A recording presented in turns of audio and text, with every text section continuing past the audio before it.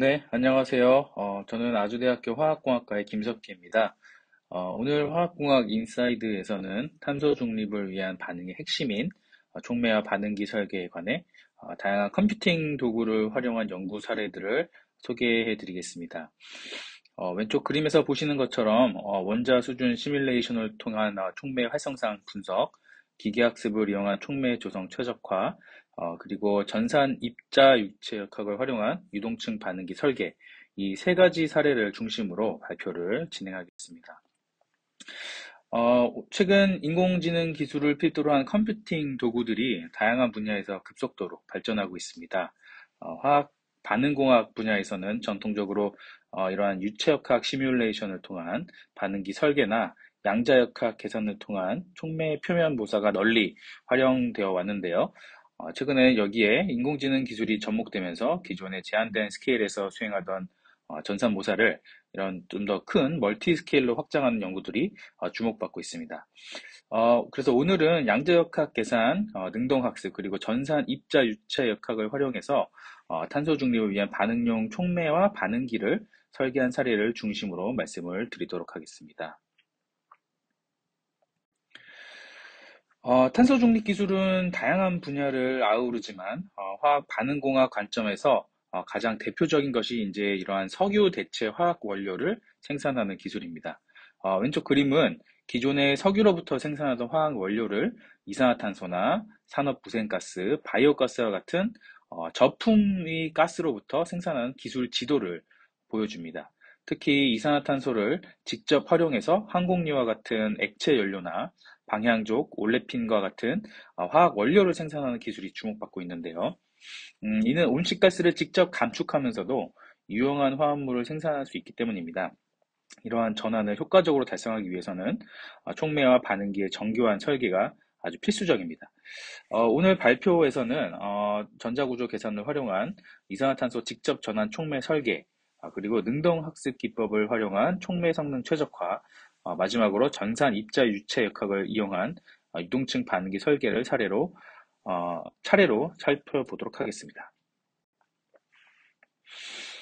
이산화탄소를 나프타와 같은 이제 액체 연료로 전환하는 방식 중에는 두 단계로 구성된 간접 전환 방식의 기술 성숙도가 높습니다. 이 방식에서는 먼저 고온에서 이산화탄소를 일산화탄소로 전환하는 역수성가스와 반응을 거친 후에 일산화탄소와 수소를 반응시켜서 사슬 길이를 늘리는 피셔트롭시 반응을 진행하게 됩니다. 각 반응의 기술 성숙도가 높고 수율이 우수하다는 장점이 있지만 이런 간접 전환 방식은 공정이 복잡하고 에너지 소비가 크다는 또 단점이 있습니다.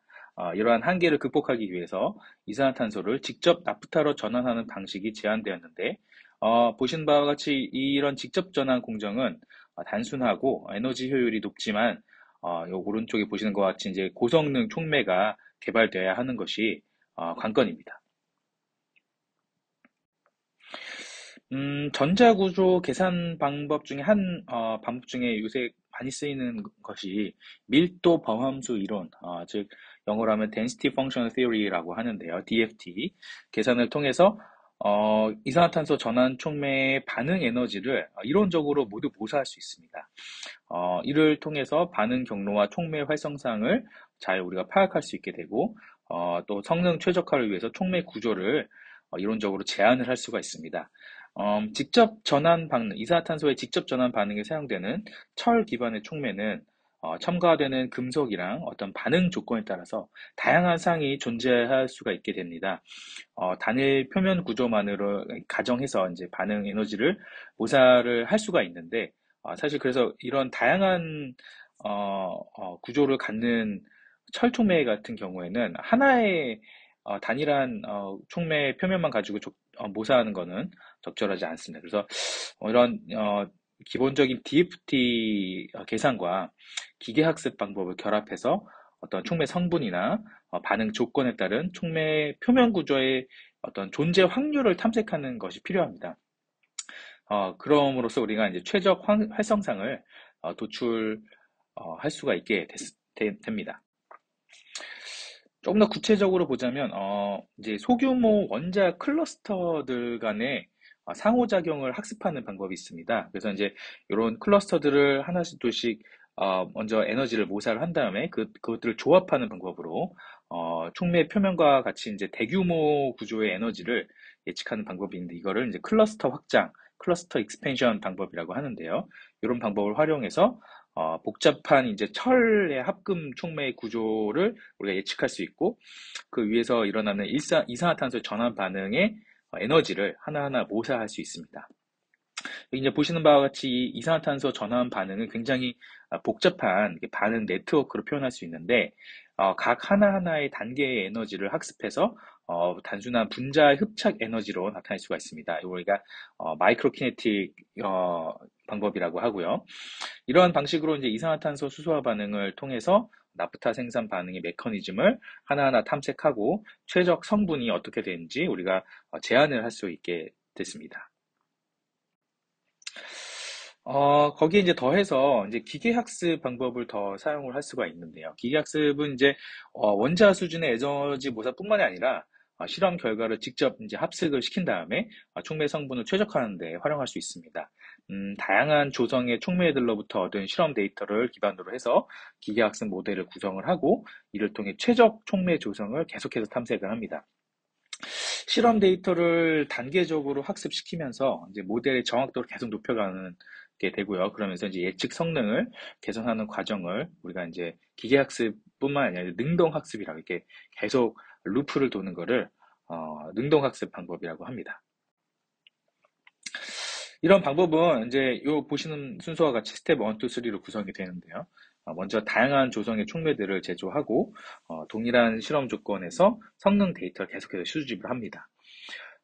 이 데이터를 바탕으로 기계학습 모델을 이제 구성을 하게 되고 최고 성능이 예상되는 촉매 조성을 이 모델로부터 우리가 예측을 하게 됩니다. 그 예측된 조성으로 이제 새로운 촉매를 또 제조를 한 다음에 다시 실험을 하고 그럼으로 해서 이제 계속 추가 데이터를 확보해서 업데이트를 해 나가는 거죠. 이를 통해 모델을 계속 지속적으로 업데이트 한 다음에 최적 촉매 조성을 이제 마지막에 우리가 원하는 어떤 기준 안에 들어왔을 때까지 이 루프를 돌린 다음에 촉매 조성을 찾을 수가 있게 됐, 최적 촉매 조성을 찾을 수가 있습니다. 초기 단계에서는 이 데이터의 분포를 먼저 이제 우리가 먼저 가지고 있는 초기 데이터의 분포를 확인해서 어떤 뭐 신뢰성이 좀 낮거나 아니면 또 성능이 우수할 수 있는 그렇게 예상되는 영역을 우선적으로 이제 다음 실험은 이렇게 해달라 이렇게 해서 탐색을 하게 되고요. 여기에 이어서 이제 기계학습 모델의 어떤 정확도를 계속해서 검증을 하고 각 성분이 촉매에 미치는 영향을 이제 체계적으로 분석을 하게 됩니다. 이게 맨 오른쪽에 보시는 게 이제 기계학습 모델로부터 우리가 탐색한 어떤 조촉매의 성분의 범위를 이제 기계학습 모델 기반으로 해서 보여주는 그래프이고요. 그리고 이제 능동학습을 통해서 이제 최종적으로 도출된 모델을 기반으로 해서 그렇다면은 우리가 원하는 최적 성능을 내는 모델 기반 고성능 촉매 모델을 이제 제안을 하게 됩니다. 그때 이제 반응 조건은 어떻게 되느냐, 그때의 촉매 조성은 어떻게 되느냐 이렇게 제안을 하게 되는 거죠. 그래서 보시는 이제 왼쪽 그래프는 기계학습 모델이 예측한 촉매의 성능이 기존의 촉매 대비 얼마나 향상되었는지를 이제 보여주는 거고요. 오른쪽은 촉매 조성에 따른 이제 이산화탄소의 전환율과 우리가 원하는 액체 연료 나프타의 수율을 이제 가시화해가지고 이제 보여주게 됩니다. 보면은 뭐 철, 구리, 뭐 징크, 포타슘의 최적의 어떤 조성이 어느 정도 돼야지 우리가 원하는 성능이 나오는지 이제 시각적으로 또 색깔로 보여줄 수 있게 됩니다.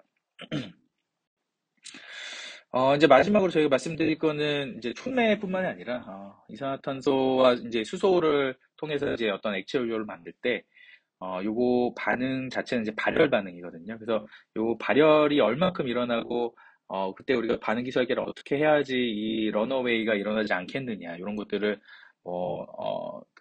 DFT 수준에서, 혹은 능동학습 수준에서는 예측하기 쉽지 않기 때문에, 이때는 이제, 이 전산 입자 유체 역학을 사용하게 됩니다. 이제, 촉매가 이제 최적화돼 있더라도 이런 발열을 적절하게 제어하지 못하면은 수율이 이렇게 많이 저하될 뿐만 아니라 이제 촉매의 급속한 이 비활성화로 인해서 공정의 경제성이 매우 이제 악화되기 때문에 그런데요.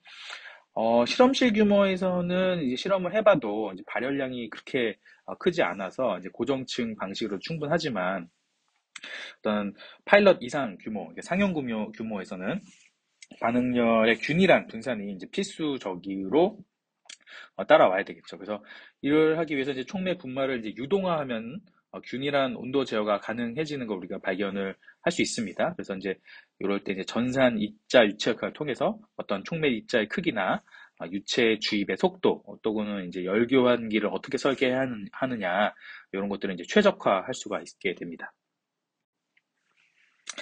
이런 이제 유동층 반응기에서 이렇게 전산 입자 역학을 이용해서 유동층 반응기를 설계하는 거의 핵심은 이제 두 가지인데요. 첫 번째는 이제 촉매층의 유동화 정도를 모사하는 것입니다. 이제 얼만큼 어떤 조건이 돼야지 촉매층이 우리가 원하는 만큼 유동화가 될 것이냐 이거. 두 번째는 그럼으로 인해서 우리가 여기서 반응에서 나오는 발열이 잘 우리가 컨트롤할 수가 있는지 발열 구배를 모사하는 겁니다. 그래서 이제 촉매층의 유동화는 이제 반응기의 크기나 뭐 열교환기의 형상이나 뭐 입자 크기 또 유체 속도를 이제 변수를 해가면서 이제 평가를 할 수가 있습니다. 그래서 이제 얘네들이 얼만큼 이 입자층들이 유체처럼 움직이는지를 우리가 모사를 할 수가 있고요. 그 다음으로 이제 모사가 됐으면은 그렇게 유체처럼 움직이는 촉매층이 발열을 잘 분배를 하는지 반응에서 나오는 열을 발열 구배는 이제 이산화탄소 수소 반응의 이제 개별 반응 속도식을 통합적으로 해가지고 고려를 하고 열교환 파이프의 온도 뭐 혹은 뭐 유체 거동에 따라서 열 제어 효과를 이제 모사를 함으로써 우리가 잘 분석을 할 수가 있습니다. 실험을 하지 않고도. 그래서 이제 이런 데이터들을 이제 실제 실험하는 유동층 실험하는 파트너에게 전달을 해서 이 설계를 도와줄 수가 있겠죠. 그래서 이제 보시는 결과는 이제 열교환기의 온도랑 유량에 따른 이제 유동화 촉매층의 위치별 온도 분포를 보여주는 겁니다. 이런 사례에서는 이제 유속이 최소 유동화 속도의 한 2배 정도 이상일 때 촉매층의 온도 구배가 굉장히 현저히 감소하는 것을 관찰할 수 있었고요. 또한 이제 열교환기의 효과가 이제 반응이 활발한 이제 하단부에서는 굉장히 제한적이나 중단부 이상에서는 발열을 잘 효과적으로 제어하는 것으로 나타났습니다. 이러한 이제 결과로 이제 유동층 반응기 설계에 있어서 지침을 줄 수가 있는 것이죠. 이게 정리를 하자면 이제 저희 반응공학이 이제 컴퓨터 기술의 발전과 계속 정교해지고 있는데 그런 것들을 여기서 오늘은 양자역학 계산이나 뭐 기계학습, 전산 유체 역학과 같은 다양한 이제 컴퓨팅 도구들로 어떻게 설계를 도울 수 있는지를 좀 보여드렸고요. 그리고 이제 탄소 중립 시대에 이런 촉매랑 반응기 설계에 많은 도움을 줄 수 있다. 그렇게 정리를 할 수 있을 것 같습니다.